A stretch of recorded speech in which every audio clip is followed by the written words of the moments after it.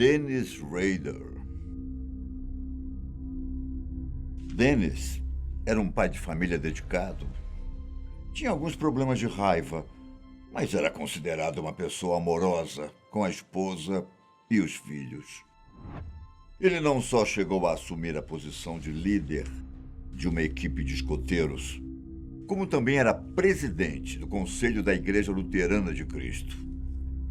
Lá no início da década de 90, Dennis trabalhava como um supervisor no subúrbio da cidade de Wichita, no Kansas, e defendia com unhas e dentes as regras. Por várias vezes ele foi visto medindo a altura dos gramados dos moradores e até perseguindo animais com uma arma tranquilizante. Só que, por trás de toda essa vida aparentemente normal, Dennis escondia um segredo sangrento, uma mente cruel e atos desumanos que o sentenciaram a mais de 150 anos de prisão. Bom, aqui é o Bira, detetive particular. Durante a sua carreira como assassino em série, não bastava apenas matar, não. Ele precisava brincar com a polícia, mexer com o psicológico das pessoas e atrair toda a autoria dos atos para um apelido: BTK, sigla que significa em português amarrar, torturar, matar. E para você entender como tudo isso aconteceu, primeiro precisamos voltar para o início da vida de Dennis, que é quando ele já demonstrava alguns sinais do que poderia se tornar. Ele nasceu em março de 1945, no Kansas, e era o irmão mais velho de 4 filhos de uma família humilde. O que sabemos é que a adolescência dele foi um pouco preocupante. Dizendo ele que enforcava e torturava animais de rua.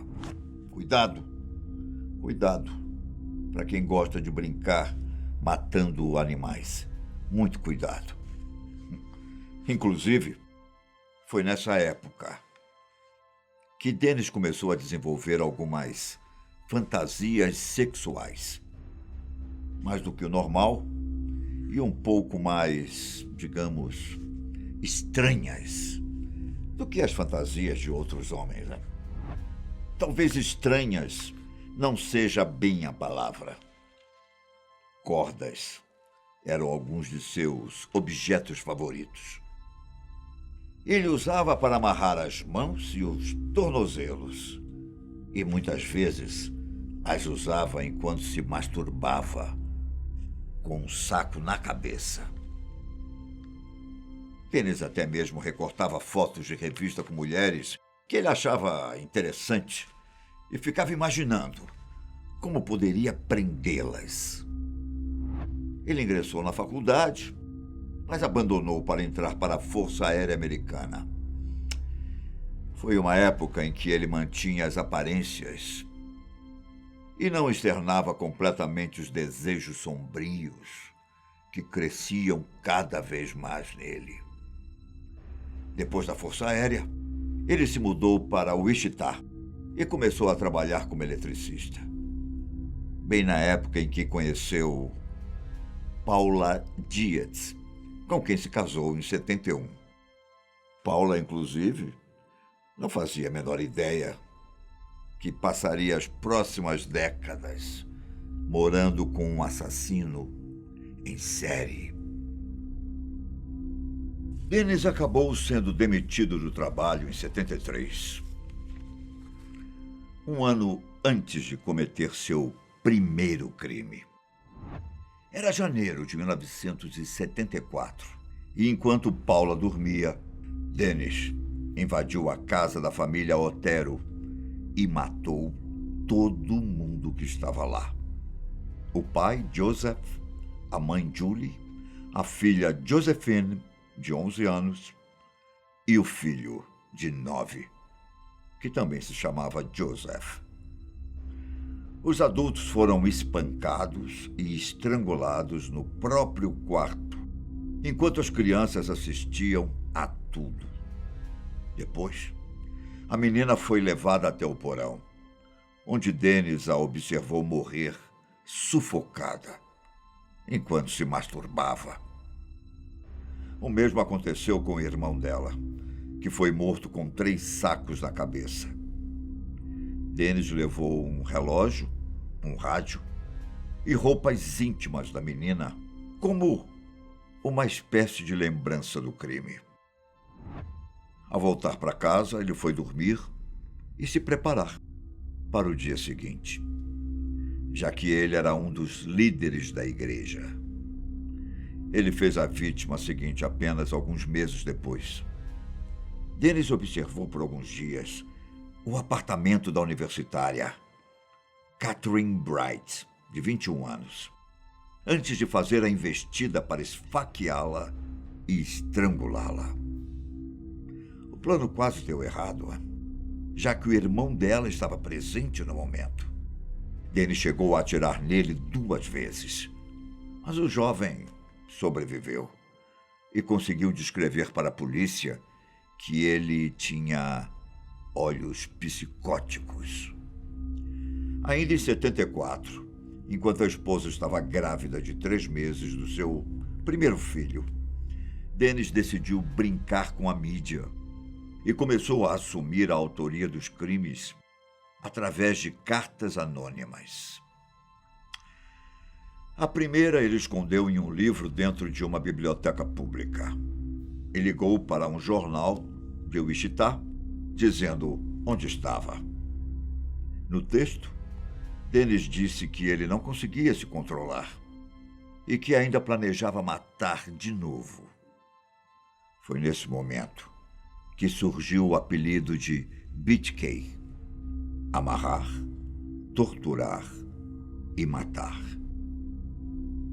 Depois de se tornar pai, parece que Dennis ficou alguns anos sem cometer assassinatos. Ao menos é isso que as autoridades sabem. Ele só voltou a atacar em 1977. Primeiro foi a jovem Shirley Vian, de 26 anos, encontrada morta em casa, amarrada e enforcada na cama, com um saco na cabeça. Na época, Paula encontrou um poema estranho nas coisas do marido, que falava sobre gritos e morte. Mas ela não questionou sobre o que era. E muito menos perguntou quando viu marcar matérias de jornal que falavam sobre o tal BTK. Só que 2 pistas fortes poderiam ter levado Dennis à justiça, antes que ele matasse mais. Uma delas teria sido a relação que Paula fez entre os erros ortográficos do serial killer e de Dennis. Você soletra como o BTK, ela teria dito.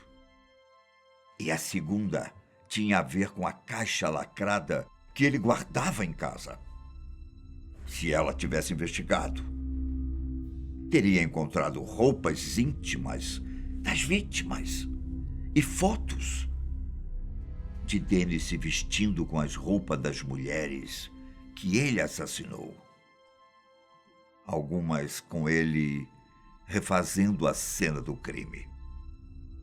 Ainda em 77, ele matou Nancy Fox, usando os mesmos métodos de antes: amarrar e estrangular.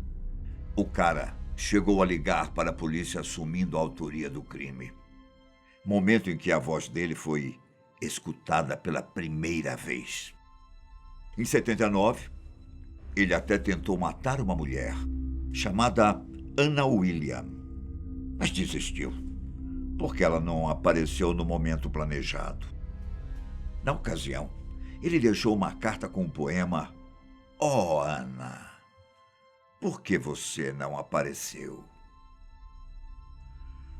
Ao que parece, Dennis deu um tempo depois disso.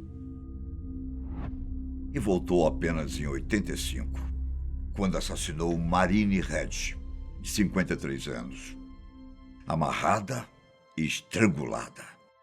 Ela morava na mesma rua de Dennis, e os dois já tinham sido vistos se cumprimentando várias vezes. No dia do crime, ele saiu de um acampamento de escoteiros em que estava com o filho para matar e voltou na manhã seguinte, como se nada tivesse acontecido. Em 86, Dennis matou a 9ª vítima, Vic Vergelli, de 28 anos. Ele cometeu o crime na frente do filho dela, de 2. Em 1991, depois de assumir o cargo de supervisor, ele cometeu seu 10º e último assassinato. Dolores Davis, de 62 anos, sequestrada e morta da mesma forma que as outras vítimas. Pelo que se sabe, Dennis não matou depois disso. Mas ele não resistia à ideia de que o BTK não fosse famoso como antes. Em 2004, 30 anos depois de ter matado a família Otero, ele enviou vários pacotes com cartas e lembranças dos crimes para jornais e para a polícia. E foi isso que ajudou as autoridades a deixarem Dennis, finalmente, encurralado. Uma das cartas estava em um disquete e dentro do dispositivo a polícia achou um documento de texto excluído. Um documento da Igreja Luterana de Cristo, assinado por Dennis Rader, o presidente do conselho. Bastou relacionar algumas amostras de DNA de uma das vítimas com os dados de um exame de Papa Nicolau da filha de Dennis, para confirmar que havia relação. Em fevereiro de 2005, ele foi levado de casa na frente da família, sem sinais de surpresa pela prisão. Era o fim de um reinado de horrores.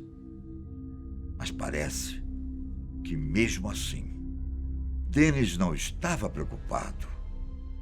Ele confessou todos os 10 assassinatos e ainda descreveu os detalhes chocantes de como matou as vítimas. A família não conseguia acreditar em tudo aquilo. Paula se divorciou imediatamente quando descobriu tudo. E os filhos disseram que o viam apenas como um cristão com a moral aflorada.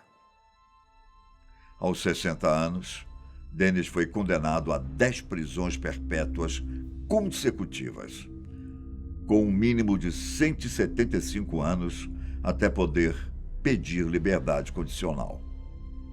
Durante todo o processo, ele permaneceu tranquilo e não demonstrou sinal de arrependimento. O único momento em que ele pareceu sentir alguma coisa foi quando ouviu os depoimentos dos parentes das vítimas pelo rádio. Que Deus conforte a vida dessas famílias.